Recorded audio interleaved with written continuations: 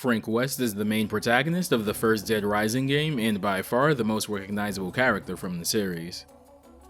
The first Dead Rising game has something of an interesting development history behind it. It initially began development as a sequel to the PlayStation 2 game Shadow of Rome, but with the development team knowing that they specifically wanted to target the Western market, they switched gears to a zombie game set in the United States, inspired by George Romero's Dawn of the Dead.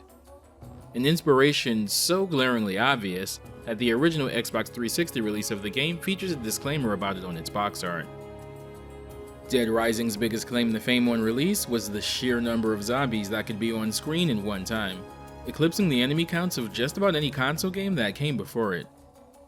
This was made possible thanks to Dead Rising being the first game to use Capcom's MT framework engine. This was an in-house engine Capcom developed specifically for the HD generation of game consoles, with Dead Rising and Lost Planet in particular in mind. It'd go on to power games like Devil May Cry 4, Resident Evil 5, Dragon's Dogma, and most relevantly, Marvel vs. Capcom 3. In Dead Rising, you play as photojournalist Frank West as he voluntarily goes to the fictional town of Willamette, Colorado to investigate rumors of a zombie outbreak. After arriving, Frank quickly discovers a conspiracy and has to get to the bottom of it all, while finding as many surviving humans as he can and sheltering them for 72 hours until his rescue chopper arrives. Frank's character design was meant to stand out from the kind of protagonist you'd usually see from Capcom and other Japanese developers. Instead of a young, attractive lead character, they wanted an older, weathered, average-looking character instead. Dead Rising isn't a game meant to be played in one sitting, but instead it expects the player to screw up. However, Frank can take his progress from a failed run and transfer it over to a fresh run, making it easy to build Frank up to eventually overcome a part that may have given him trouble before. This is taken from another game that had an influence on the game's development, Breath of Fire Dragon Quarter for the PlayStation 2, which featured a similar system. Key members of Dragon Quarter's development team worked on Dead Rising, so that tracks.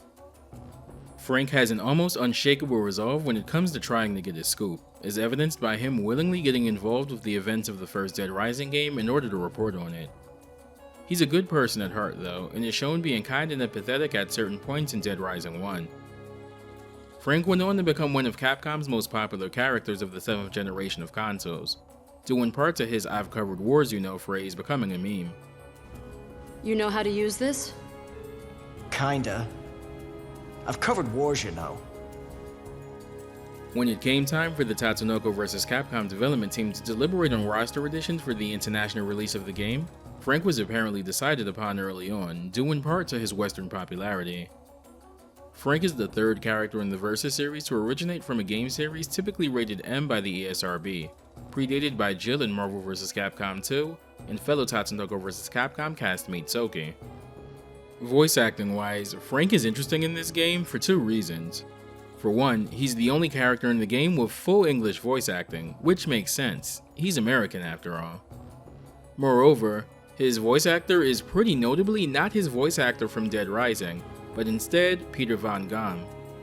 He's done voice work for Capcom before, most notably providing the voice for X in Mega Man X7. His most recent notable video game role was Springman in ARMS, however. Despite not sounding anything like his original Dead Rising voice actor, most people, including myself, generally admit that it's still a pretty charming performance overall, thanks to how fun some of the voice lines are. There's a good deal to talk about with Frank in his first fighting game outing, so let's get started. Frank is an unlockable character in Ultimate All-Stars. To unlock him, you need to have beaten the game and gotten the endings for 3 Capcom characters. Frank will unlock after the credit sequence of the 3rd run. His character model, well, looks nothing like him. I'm not sure what exactly happened here, but it's so weird it kind of wraps back around to endearing despite being way off model. In Dead Rising, Frank uses a combination of improvised weaponry, grapples, wrestling moves, and firearms to fend off zombies. While the same is true in the Versus series, there's a bigger emphasis on Frank's physical techniques in TVC, with the vast majority of Frank's attacks in this game coming from moves he learns throughout Dead Rising. In Dead Rising, as Frank obtains prestige points, the game's experience system, Frank levels up. As he levels up, he can obtain new fighting moves. We'll talk about the level up system a bit later, as it'll become more relevant to Frank's versus game appearances from Marvel 3 onwards. Frank's standing medium is his karate chop attack from Dead Rising.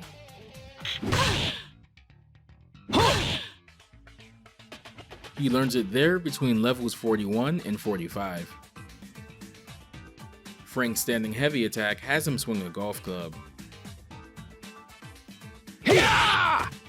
Golf clubs are one of many weapons Frank can obtain throughout Dead Rising, and can be commonly found in sports stores throughout Willamette. Frank's jumping heavy attack is his jump kick from Dead Rising. This is the first attack Frank learns in Dead Rising and will do so between levels 2 and 5. Frank's launcher is his football tackle from Dead Rising.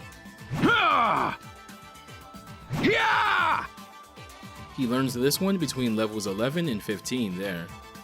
We'll also circle back to this move in a bit, as it's a crucial part of Frank's infinite combo in this game. Frank's forward throw is his judo throw from Dead Rising. He learns this between levels 16 and 20 there. His back throw is his suplex from Dead Rising as well. He learns that between levels 26 and 30. Frank has an aerial command normal, knee drop, done by pressing down and heavy in the air. This is based on the move of the same name in Dead Rising, where he learned it between levels 26 and 30.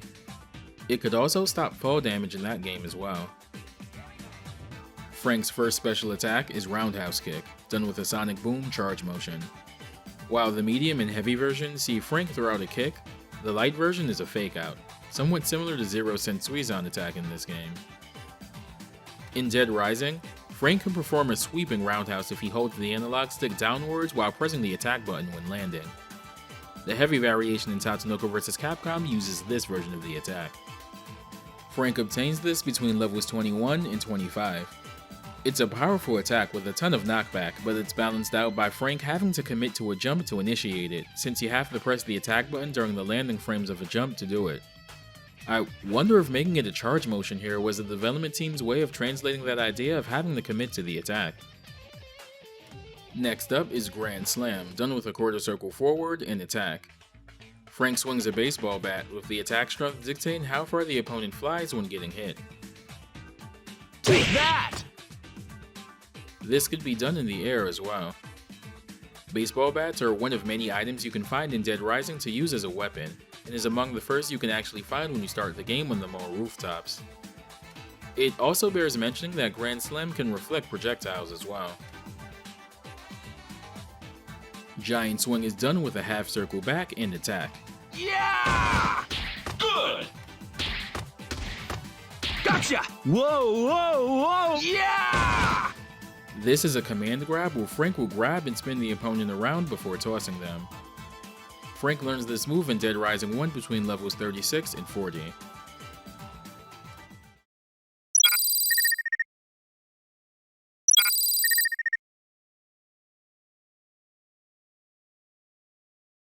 So, you remember that infinite combo I mentioned a minute or two ago?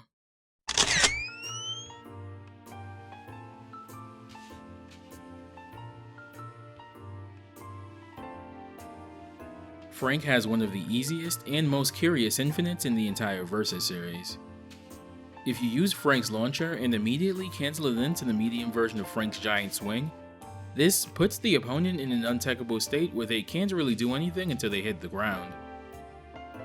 It's somewhat reminiscent of crouch cancels in Street Fighter Alpha 3, or canceling your landing frames from a jump into a crouch and immediately jumping after put the opponent in a similar untechable state, allowing for extended juggle combos that otherwise wouldn't be possible. When the opponent is about to hit the ground, hit them with a standing medium to maintain the juggle, and repeat the process of launching, canceling into medium giant swing, and then standing medium right as they're about to hit the ground. This infinite has great corner carry, also works in the corner, and can also combo into some of his hyper combos like his level 3 if you set it up properly. Some of Frank's most optimal stuff is admittedly pretty high execution, so having this surprisingly easy infinite in your back pocket absolutely helps if you're trying to learn him. Zombie summon is done with a Dragon Punch motion and attack. A zombie comes from off screen, though where it spawns is dependent on which attack button was pressed. Go get him!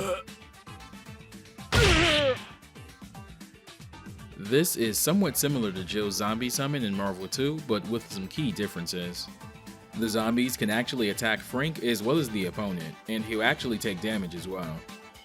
While Frank can't trip them up with most of his normals like Jill could, Frank can turn them into a pseudo projectile by hitting them with his standing heavy golf club.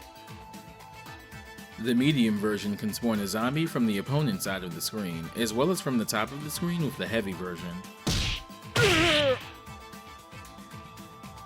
Oh my gosh! Frank can use Giant Swing on any zombies on screen and launch them at the opponent. If he's close enough to the opponent, the swing animation will actually damage them as well. Furthermore, if Frank does the Giant Swing input right after using Heavy Zombie Summon, he'll immediately grab them when they fall from the ground and go straight in the Giant Swing. Zombie Spree is done with a reverse Dragon Punch and attack. Go get him! A zombie in a shopping cart flies in from off screen, with the speed and attack properties dictated by the attack strength. The blue cart is the slowest but most combo-friendly variation. The yellow cart is moderately fast. And the red cart practically flies in and also causes a wall bounce on hit. Pressing down twice combined with an attack button has Frank use Flying Dodge. Hut! Frank does a dodge roll that has some generous invincibility for its duration. The direction Frank goes in is dictated by the strength of the attack button pressed. Light has Frank dodge towards the opponent. Medium does the same, but Frank can actually cross them up.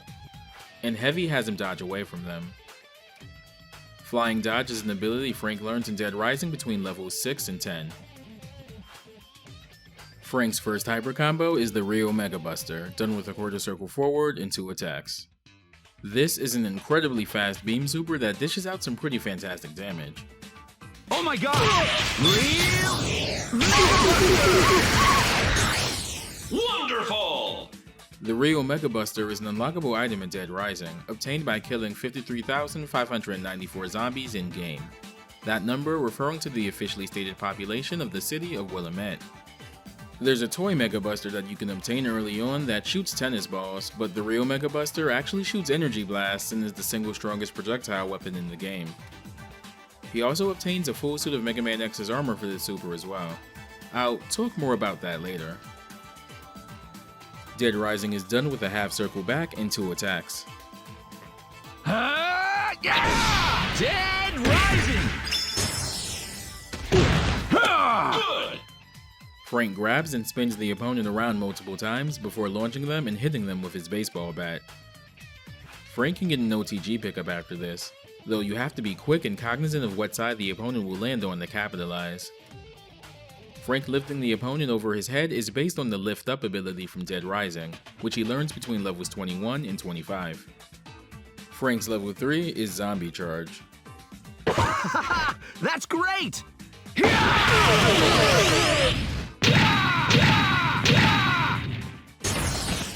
Fantastic! He jumps up with a Servbot head, and if it connects, he charges through a bunch of zombies, using your opponent as a shield before slamming them down onto the ground. Servbot heads can be found in stores in Dead Rising, and you can also put them on enemies' heads there as well. The attack Frank uses to finish off the level 3 is Face Crusher, an ability Frank learns in Dead Rising between levels 36 and 40. Frank, however, has a separate level 3 he exclusively gets if his opponent is a giant character, Giant Big Bad Explosion. Smile!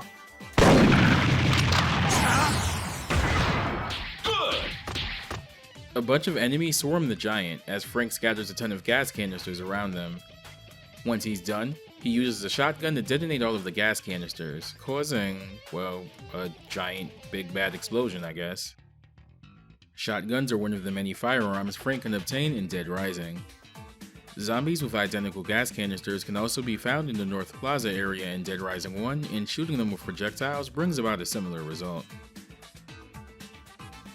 Frank's assist is a camera flash. It doesn't do any damage, but the hitbox extends pretty far out from Frank and can be used to mess with characters that are playing keep away. Assist okay. Say cheese. Hey, smile. Here are all of Frank's colors.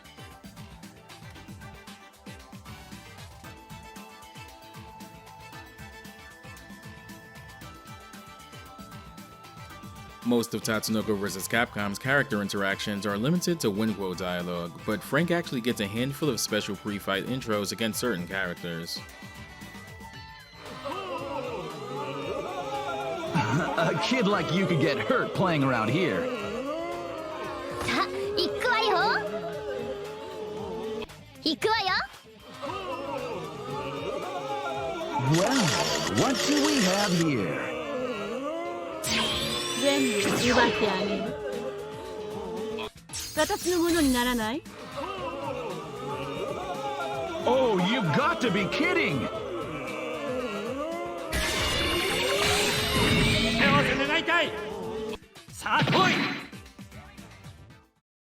Alongside Frank himself, Ultimate All-Stars also got a new stage added to it from its previous release, Willamette Parkview Mall, the setting of the first Dead Rising game. Unlike Frank, this stage doesn't need to be unlocked and is available in the stage rotation from the start of the game. This stage takes place in the entrance plaza area of Willamette Mall. This is the first major area Frank finds himself at in the game, with the few survivors managing to hold back the zombie outbreak coming in from outside. However, one woman intent on finding her dog ends up allowing the zombies to breach the entrance, allowing the zombies to flood the mall and kick off the main story. Many of these zombies can be seen in the background, walking about as well. There seems to be a barricade put up to prevent them from interfering with the fight, and they actually seem to more or less respect those boundaries. How polite of them. The most interesting thing about this stage is that it actually operates on a day and night cycle, which you'll see reflected in the ceiling skylight. This is just a visual thing, but it's a really nice nod to Dead Rising also having a day and night cycle. Furthermore, the clock in the background statue actually adheres to this cycle as well, as you can see it move throughout the match. In Dead Rising, you have 72 in-game hours to survive until your rescue helicopter arrives, with different missions, called scoops, becoming available at specific times on specific days. In the background, you'll occasionally spot a random zombie pushing a cart. Sometimes they'll even have a Servbot mask on for some inexplicable reason. There's a fun little Easter egg on this stage as well. If you do a hyper combo on this stage, every zombie on screen will pull out a camera and start taking pictures of it. How they're able to operate a camera or where they even got them from, I have no idea, but it's a fun little gag all the same. The theme for this stage is a surprisingly relaxing little jazzy number. Dead Rising also had some ambient mall music playing in the background when you play that stands at odds with the chaos going on around Frank, so I think the idea was to aim for that same dissonance here. Ultimate All-Stars has 4 composers, but because the game never got an official soundtrack release outside of a bonus CD that has the game's opening theme as a single, we don't know what composer did which song, so unfortunately I don't know who to credit this song's composition to. It's a really good theme though. I am a bit of a jazz fan myself, having been raised by massive jazz enthusiast parents, so I might be biased there. Here's Frank's ending.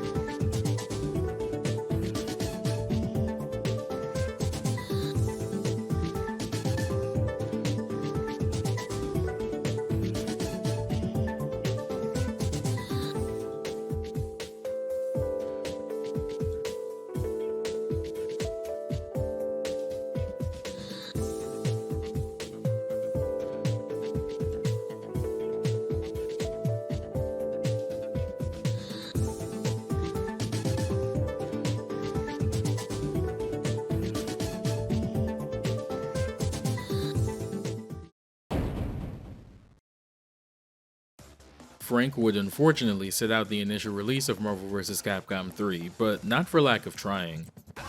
He was planned for the roster and got a good ways into development, but was cut after the development team ran into some issues with him, and they felt it'd be best to devote resources to finishing what they had of the game, which was probably the best call.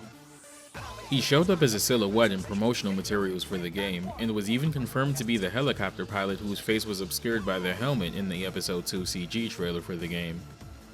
He made his return as part of the new batch of characters added to Ultimate Marvel vs. Capcom 3. Frank's gotten something of an overhaul in this game. Not so much that he feels completely different, there's definitely some crossover with his Tatsunoko incarnation, but he has an entirely new game plan and a custom system inspired by his home series. Ultimate Marvel 3 takes Dead Rising's prestige point system and translates it into a level up system for a fighting game. Like at the beginning of Dead Rising, Frank starts at level 1. He's not very capable, his mobility and his moveset is limited, and he's more or less a liability to his team. Frank's stand-in for prestige points here are combo numbers. Each hit in the combo equates to 1 experience point, and at certain thresholds, Frank will level up. As he levels up, his moves will gain new properties, he gets access to new moves altogether, and at max level, he gets a 10% damage and defense buff for the rest of the match. Frank's game plan in this game is to leverage delayed hyper combos, team hyper combos, and well-planned tag-ins in order to level Frank up as quickly and safely as possible, so that he can start becoming a threat ASAP. While Frank keeps the vast majority of his Dead Rising inspired normals and command normals, Frank gets a handful of new moves here as well. Interestingly, some of Frank's new moves are inspired not just by Dead Rising 1, but Dead Rising 2 as well, which was the most recent Dead Rising game at the time. Dead Rising 2, off the record, a what-if game that replaces Dead Rising 2's protagonist with Frank West instead, released just a month or so after Ultimate Marvel 3, so I wouldn't be surprised if there was some intentional synergy there.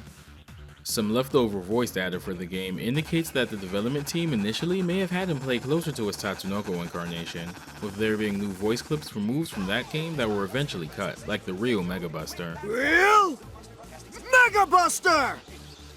Real Mega Buster! It bears mentioning that of the characters in Marvel 3 that returned from Tatsunoko vs. Capcom, Frank is the only one that was reworked, so whatever those issues were that kept him out of vanilla Marvel 3 must have been pretty extensive. Speaking of voices, Frank's voice actor in this game is his voice actor from Dead Rising, TJ Rotolo. Rotolo's been involved with Capcom's other zombie series as well, Resident Evil, providing the voice of William Birkin in both Chronicles Light Gun games, as well as reprising his role in the 2019 Resident Evil 2 remake. He also voiced Credo in Devil May Cry 4 as well. Frank's character theme in this game is a remix of the Adam the Clown boss theme in the first Dead Rising game, and was arranged here by Hideki Okugawa. Adam's one of the more memorable bosses from Dead Rising. He was a performing clown in Willamette Mall that experienced a mental break when the zombie invasion happened, and now threatens survivors near the spaceship ride. Beating him allows you to obtain one of his mini chainsaws, a really good melee weapon whose power and durability can be improved with ability books, and even better, it respawns. Here's a bit of what the original theme sounds like in Dead Rising.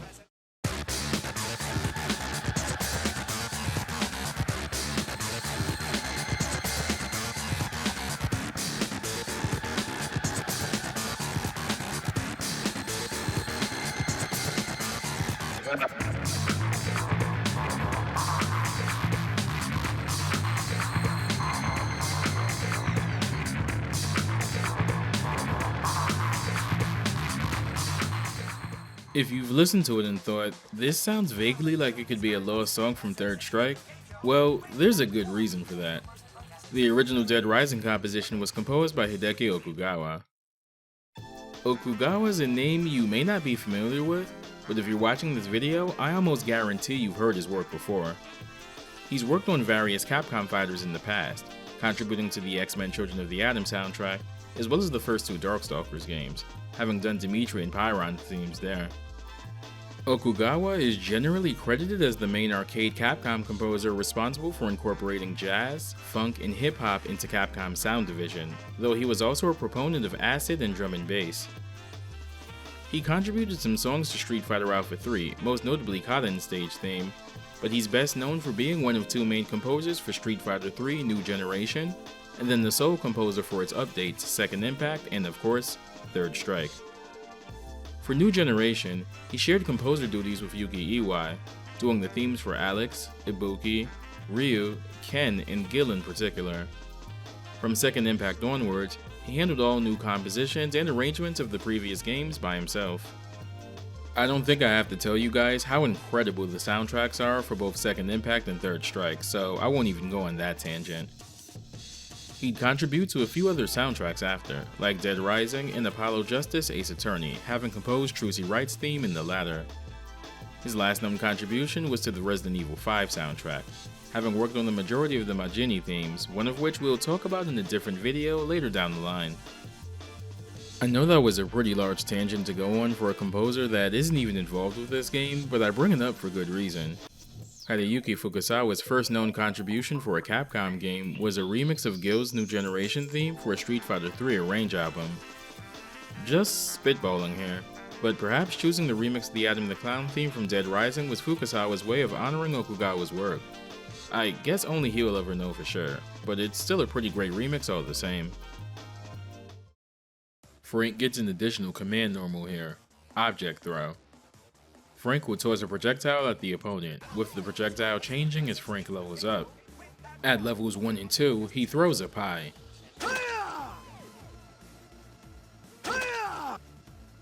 In Dead Rising 1, these could be found at Colombian Roastmasters in Paradise Plaza. At level 3, he throws a jug of orange juice.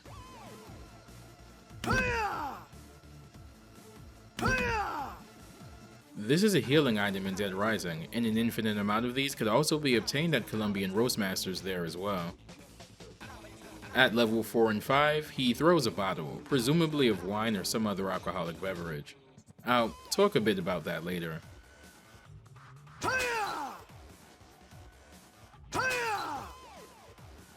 Next up is Tools of Survival, done with a quarter circle forward and an attack button, but the attack varies depending on the button pressed and what level Frank is at. For light Tools of Survival, Frank uses a plunger at levels 1 and 2. While this sounds like the kind of weapon that should have been in Dead Rising from the start, plungers actually aren't a usable weapon in the series until Dead Rising 4, at least as far as I know. Dead Rising 4 released about 5 years after this game, by the way. There's an interesting audio bug with Frank in particular in the most recent ports of this game on PS4, Xbox One, and PC. With any attack that involves Frank's plunger, the wrong sound effect plays. You hear a zombie instead of the plunger hit sound effect that's supposed to play.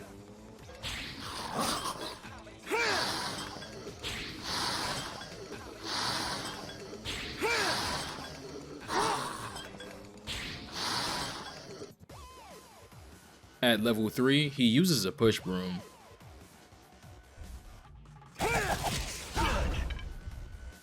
This causes a knockdown on opponents not blocking and can be found in most bathrooms throughout Dead Rising 1 and 2.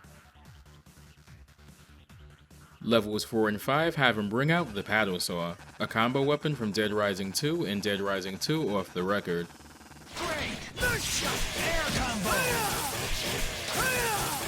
Wonderful! It deals a good bit of chip damage and is incredibly safe on block. In both versions of Dead Rising 2, this could be made by combining the paddle weapon with the chainsaw. Frank's medium attacks also incorporate the paddle saw from level 4 onwards. Dead Rising 2's most notable feature over the first game was its use of combo cards, which allow the player to combine certain weapons to make new, over-the-top combinations. The paddle saw is arguably the most recognizable combo weapon in the series, even independent of it being in the Versus games. Medium Tools of Survival is somewhat similar to his Grand Slam special from Tatsunoko Vs Capcom, though the weapon he uses changes depending on his level. At level 1 and 2, he uses the baseball bat. I don't think so. At level 3, he uses the spiked bat from Dead Rising 2. This is made by combining a baseball bat with a box of nails. At levels 4 and 5, he uses a chainsaw. This chainsaw is a bit different from the aforementioned mini chainsaw that Adam drops in Dead Rising 1. This one can be found in places like Chris Lip's home saloon in that game. Frank's grounded standing heavy also utilizes the chainsaw from level 4 onwards.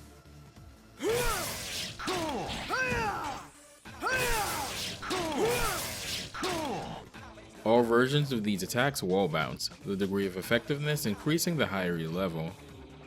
Heavy Tools of Survival is a slow overhead attack that ground bounces. I don't think so. At levels 1 and 2, Frank uses a fire axe. These can be found all throughout Dead Rising 2, particularly in the underground. At level 3, Frank uses a sledgehammer. These can also be found in Dead Rising 2 in the underground and in maintenance areas. At levels 4 and 5, Frank uses the Defiler. This is a Dead Rising 2 combo weapon that combines, wait for it, the fire axe and the sledgehammer. Frank's launcher also trades in the golf club for the Defiler from level 4 and up. Quarter circle forward in the special button is Frank's most important move early on, Snapshot. This move is what allows Frank to level up and should be tacked on to the end of any combo Frank is involved with.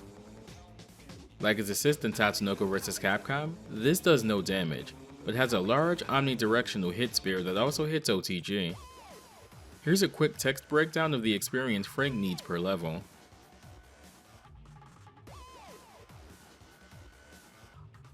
Photography is a huge part of the original Dead Rising. One of the best ways to level up is to spot special photo ops denoted by a fleeting prestige point icon, and they can generally give pretty massive prestige point bonuses if snapped correctly. Pressing down twice and the special button gives you bottoms up. Frank takes out a bottle of wine and downs it in one go. This move takes a while, but if done successfully, the experience Frank gets from a snapshot is doubled for a short time. When that duration ends though, Frank hunches over and vomits for a bit, leaving him a sitting duck. In Dead Rising 1, wine and other alcohol could be used to restore health with no repercussion, but in Dead Rising 2 onwards, having too much would make Chuck or Frank drunk, and they'd eventually keel over and vomit. Giant Swing is back from Tatsunoko Vs Capcom with a simpler quarter circle back input and some changes. Frank automatically grabs a zombie from thin air and swings them around before launching them, with the number of hits determined by attack strength. Frank gets a new move here, Hammer Throw, done with a sonic boom charge motion.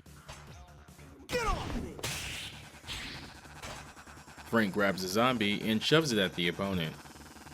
The heavy version in particular will briefly incapacitate the opponent if they're hit by it. Hammer Throw is one of Frank's abilities in Dead Rising 1 and is obtained between levels 31 and 35.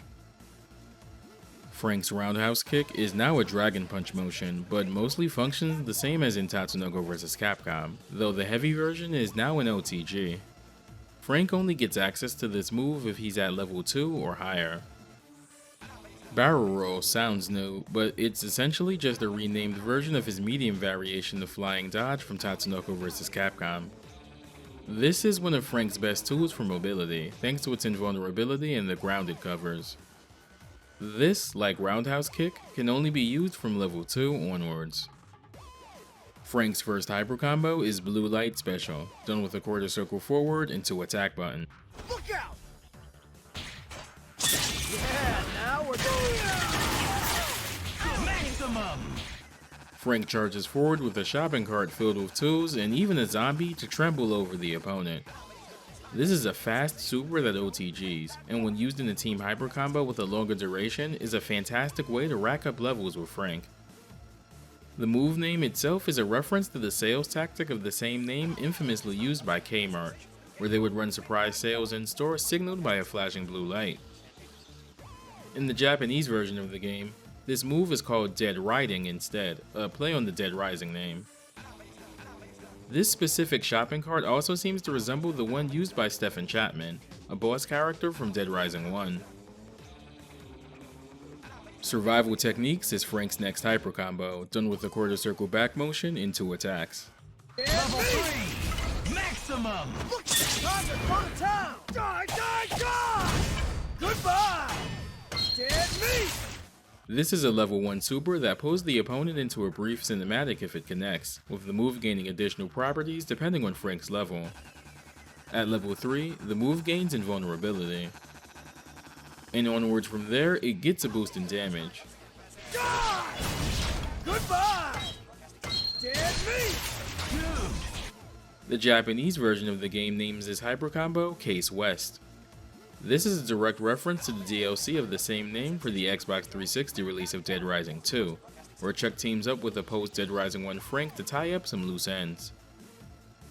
Unlike Dead Rising 2 Off the Record, which was a non-canon what-if game that swapped Chuck with Frank, Case West is part of the main Dead Rising continuity, and picks up after ending A of Dead Rising 2.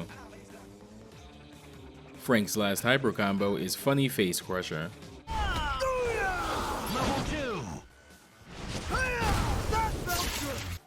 This one is somewhat similar to his level 3 from Tatsunoko Vs Capcom, but only consumes 1 bar of meter. Frank, however, needs to have obtained enough experience to reach level 3 in order to use this. This is an anti-air command grab hyper with some interesting use cases, most famously being combined with Frank's barrel roll by player Kusoru to immediately snatch Dark Phoenix out of the skies upon activation. A moment so hype, the crowd and commentators momentarily blew out the stream microphones. X Factor to try to get away. What's he got? Oh!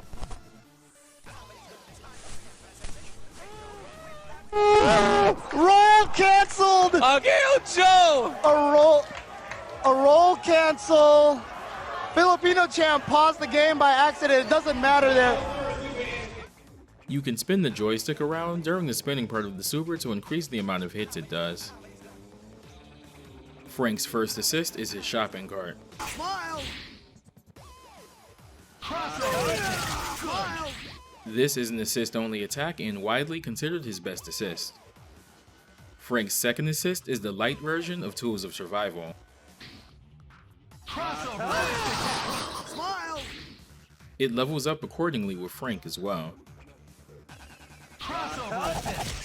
Smile!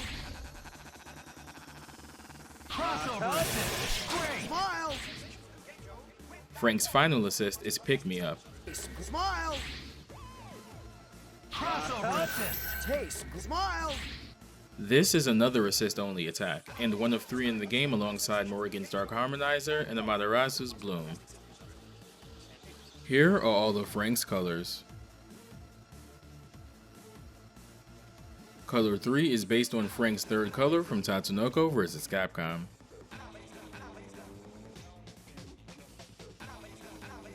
Color 5 is based on Chuck Green, the protagonist of Dead Rising 2.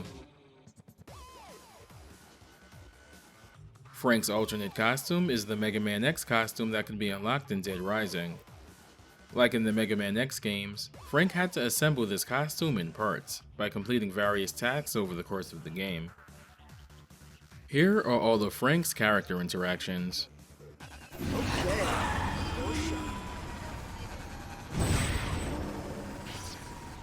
Ready for my close-up.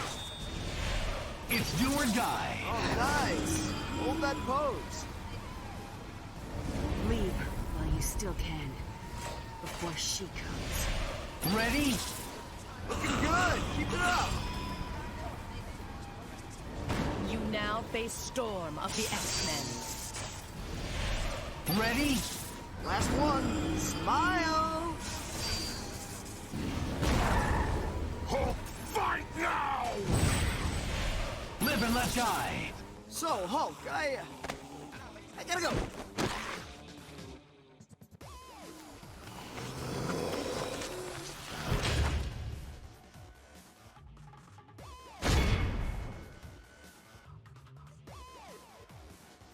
I'll show my Parker kid who's the better photographer. Spider sense is tingling. Go for broke. I have a feeling I'll be seeing you around, Spidey.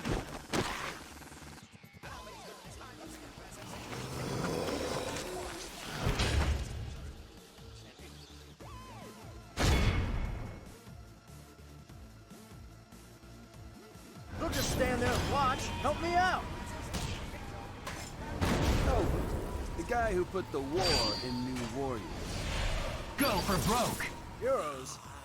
In the end, the only one I can depend on is myself.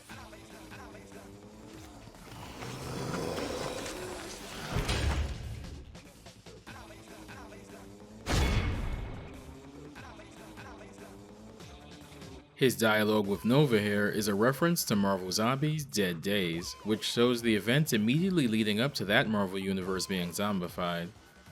Nova is attacked by a freshly turned Spider-Man, but is bailed out by Daredevil. Daredevil, already knowing the situation is grim, recommends that they kill the zombified Spidey, but Nova hesitates, leading to Daredevil being bitten himself. Take off that mask and let me get a shot of the real you. Check me out. I'm the ghost of Christmas. Kick your ass! Ready? So I can't get a shot without the mask? Oh well.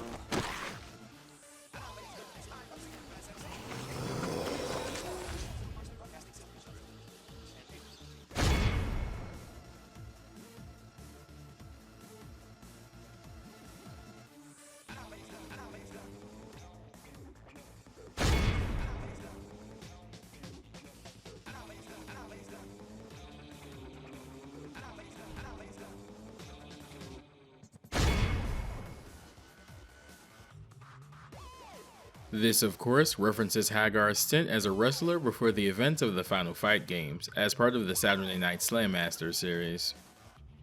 And here's Frank's ending.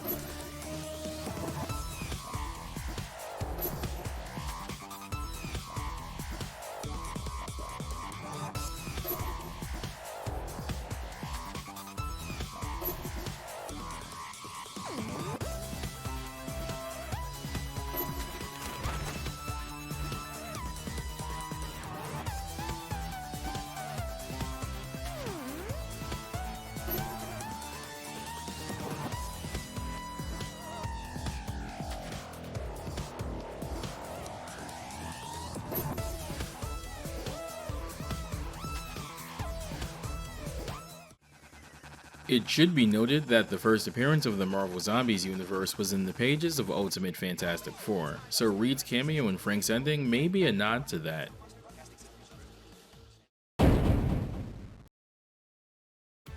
Frank returns for the hat trick in Marvel Vs Capcom Infinite. Frank has more additions to his kit than removals, though the properties of some things are a bit different from last time.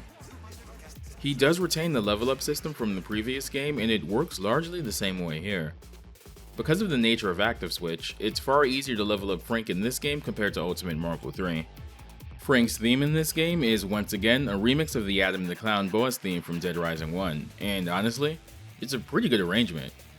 I know saying it's one of the best songs in Infinite is damning it with faint praise, but this really is one of the few tracks in the game I genuinely enjoy listening to. Like with most other returning characters in Infinite, some of Frank's medium normals in Marvel 3 were made into command normals. First is This Looks Useful, which was his previous standing medium. As in Marvel 3, this levels up alongside Frank. That's how you use it! This is how you use it! This is how you use it! Crude Sweep was previously his crouching medium in Marvel 3. This also levels up alongside Frank.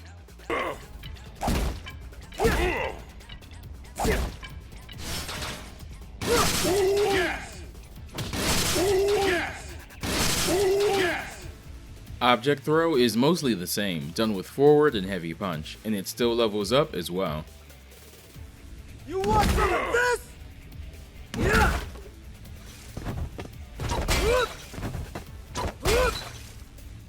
Yeah! Knee Drop is done with down and heavy kick this time around. Drop! Drop! Tools of Survival is back and levels up as it did before. The medium version still exists, but was made into a different move. More on that in a bit. Die! Die! Die now! Damn you! Damn you! Power Stone! Nice shot! Giant Swing returns and more or less works as it did in Marvel 3. So long! So long! Yes! Snapshot is still a core pillar of Frank's moveset, but this move's probably changed the most. For one, there's two variations of this now, a light and a heavy version. The light version is slightly faster but doesn't have as much range, and the heavy version is slower but has a wider range. The range of the heavy version still feels a bit smaller than Marvel 3, however. And most importantly, this move doesn't hit OTG anymore, which means the best way to utilize this is to have Frank active switch in and get a quick snapshot mid-partner combo. Awesome.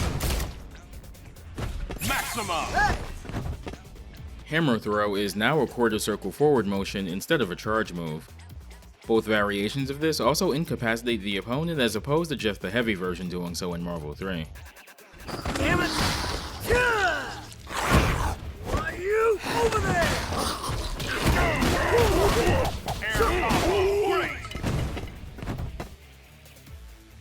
Outside the box is interesting, in that it's both a new move and a repurposed returning move. The light version of this move essentially repurposes the medium version of Tools of Survival from Marvel 3, and it levels up just as it did in that game. Batter up! Batter up! Get out of here! Good.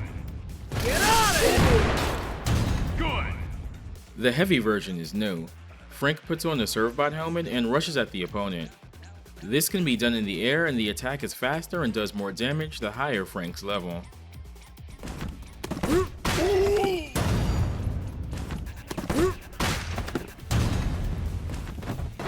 Yes. Cool. Roundhouse Kick loses the light fake out variant, but is mostly the same otherwise, right down to the level 2 requirement to use it. Oh yeah! Whip away! Oh yeah! Barrel Roll, like in Marvel 3, can only be done at level 2 and up, and is done with 2 kicks. Hey! Hey! Hey! Hey! Bottoms Up works about the same as it does in Marvel 3. It makes for a good combination with his next new move though. Shot Timer is probably Frank's most important new move. He puts down a tripod and camera on a timer. After a couple seconds, the camera goes off as if Frank used a snapshot. If Frank uses bottom ups before this, the camera will go off twice. Good. Blue Light Special returns from Marvel 3. Unfortunately, this move no longer OTGs. Maximum. Marvel Infinite goes with the Case West name for this returning super, and as before, it levels up with Frank. Go down! Yeah! Yeah! Yeah! So long! And it's out of here! Maximum. Let's go to town! Yeah! Yeah! Yeah! So long! And it's out of here! Maximum. Funny Face Crusher, like in Marvel 3, can only be done from level 3 onwards. Unlike in Marvel 3, you can't spin the stick around for additional hits. Hold still now! Gotcha! Ha-ha! That felt good! Maximum. Frank gets a proper level 3 for the first time since Tatsunoko Vs Capcom here. Say cheese. Yeah! Give him hell! Looking good. Now slam! Astonishing. He takes a football adorned with grenades and throws it at the opponent while they're surrounded by zombies. After the ensuing explosion, Frank grabs a zombie and takes a selfie with it, amassing a ton of PvP and instantly leveling Frank up to level 5, regardless of his experience total. The weapon Frank uses here is the Hail Mary from Dead Rising 2, which could be created by combining a football and a grenade. Frank being able to take selfies was a feature added to the Dead Rising series with the 4th game, which released a year prior to Infinite. Here are Frank's colors.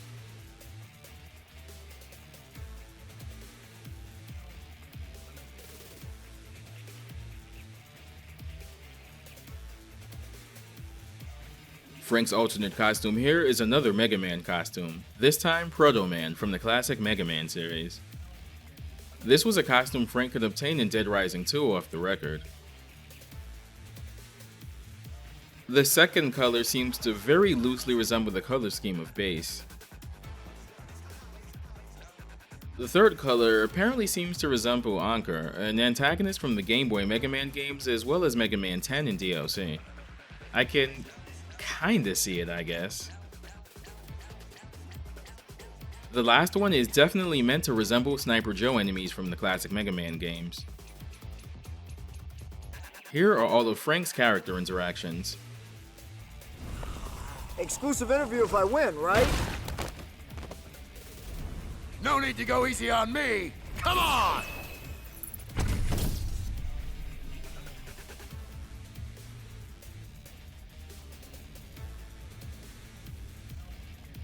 Hold still, I can shoot you better than Parker does.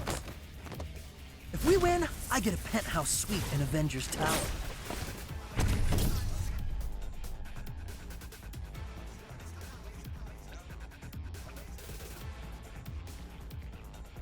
With you, I could survive in any kind of shopping mall.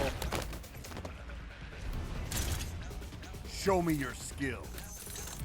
Hey, so shopping malls and casinos aren't in your Guardian territory? Come at me with all of your power. With your ninja skills, I can take it easy. Come at me with all of your power. Zombies can't bite you, but you get computer viruses instead? That sucks. Come at me with all of your power. I saw the same costume in Willamette. Show me your skills. Move it! This is a big scoop! Fools, our will is law. We will destroy you. Golden Camera Awards, here I come. Do you think you can defeat us? Ready!